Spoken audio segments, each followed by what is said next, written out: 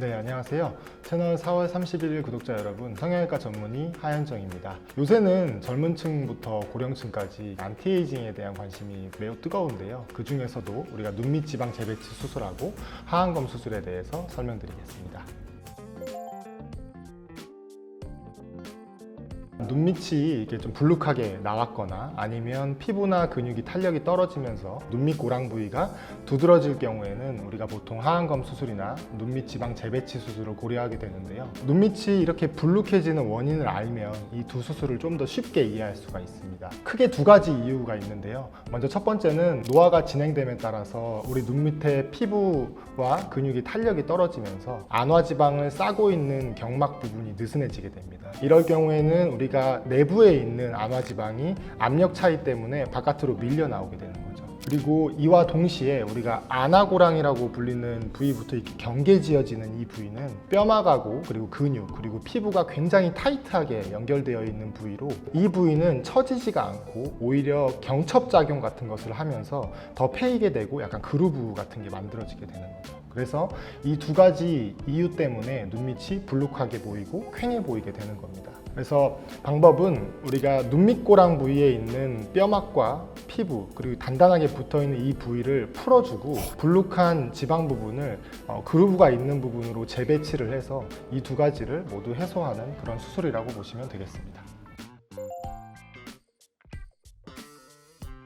보통 우리가 나이가 많이 드신 분들은 하안검 수술을 하고 그리고 젊으신 분들은 눈밑 지방 재배치 수술을 해야 한다고 알고 계시는데요. 이 얘기는 반은 맞고 반은 틀린 얘기입니다. 가령 나이가 같은 두 분이 오셨을 때도 어떤 분은 눈밑 지방 재배치 수술을 권하기도 하고 어떤 분은 하안검 수술을 권해드리기도 합니다. 결국에는 이 두 가지 수술 중에 어떤 수술이 나에게 가장 적합한지를 결정할 때 중요한 것은 나이가 아니라 내 눈 밑에 있는 피부와 근육의 탄력도입니다. 그래서 눈 밑에 피부나 근육은 탄력도가 굉장히 괜찮은데 눈밑이 불룩한 경우 이런 경우에는 안쪽에 결막에 절개를 가해서 수술을 진행하는 눈밑 지방 재배치 수술이 적합하겠습니다. 눈밑도 불룩하고 그리고 피부나 근육도 약간 처짐이 있는 경우 때로는 이 중안면부까지 약간 처지는 경우에는 피부나 근육의 조작을 직접적으로 가해서 위쪽으로 리프팅을 시켜줘야 되기 때문에 이럴 경우에는 하안검 수술이 적합하겠습니다.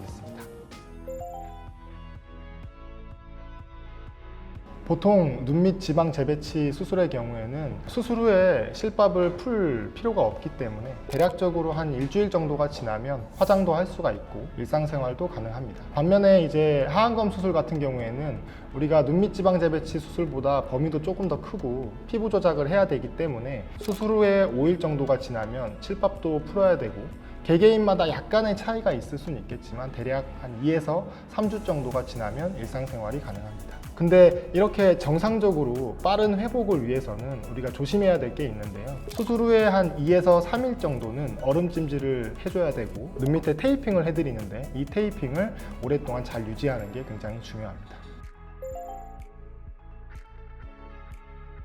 대개 이제 안검 외반증이라고 해서 하안검 수술한 후에 눈 밑이 이렇게 약간 바깥으로 까뒤집어지는 그런 증상을 얘기를 합니다. 생길 가능성이 높지는 않은데 피부를 좀 과하게 절제를 한다든가 아니면 눈밑 지방을 아래쪽으로 많이 내린다든가 할 경우에는 이런 안검 외반증이 생길 가능성이 높아집니다. 그리고 가장 중요한 거는 출혈인데요. 이거는 두 수술 모두에게 해당되는 내용으로 우리가 출혈이 많아질 경우에는 수술 후에 붓기도 심해지고 이로 인해서 회복 기간도 길어지게 됩니다. 그래서 수술 중에 출혈을 최소화하는 것도 굉장히 중요하지만 수술 후 한 2, 3일 정도는 눈을 비빈다던가 아니면 부딪힌다던가 아니면 고개를 과하게 아래로 숙인다던가 하는 안구 쪽에 가해지는 압력을 좀 최소화시켜서 유지하는 게 중요하겠습니다.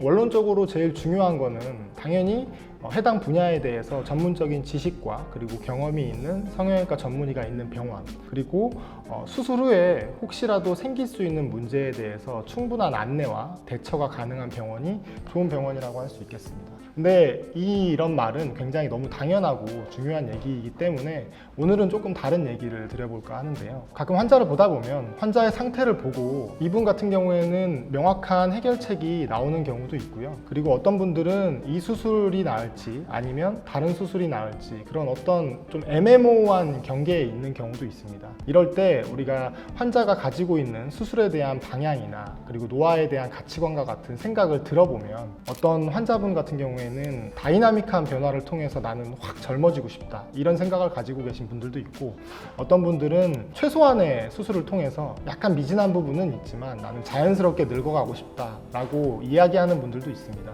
이렇듯 의사가 볼 때는 환자가 가진 문제가 명확하더라도 환자가 가지고 있는 수술에 대한 생각이나 가치관은 굉장히 다양할 수가 있습니다. 그래서 제가 개인적으로 생각할 때 좋은 병원이라 함은 원하는 부위에 대한 전문적인 지식이나 수술 방법을 제시하는 것뿐만이 아니라 환자가 가지고 있는 이런 다양한 니즈를 잘 살펴서 현실 가능한 방법 내에서 충족시켜줄 만한 여러 가지 옵션을 제공할 수 있는 병원이 좋은 병원이라고 생각합니다. 오늘은 눈 밑 지방 재배치 수술과 하안검 수술에 대해서 이 수술의 원리부터 병원 선택은 어떻게 해야 되는가까지 좀 더 자세하게 이야기를 해봤는데요. 댓글을 통해서 궁금한 점을 남겨주시면 성심성의껏 답변 드리도록 하겠습니다. 지금까지 채널 4월 31일 성형외과 전문의 하현정이었습니다.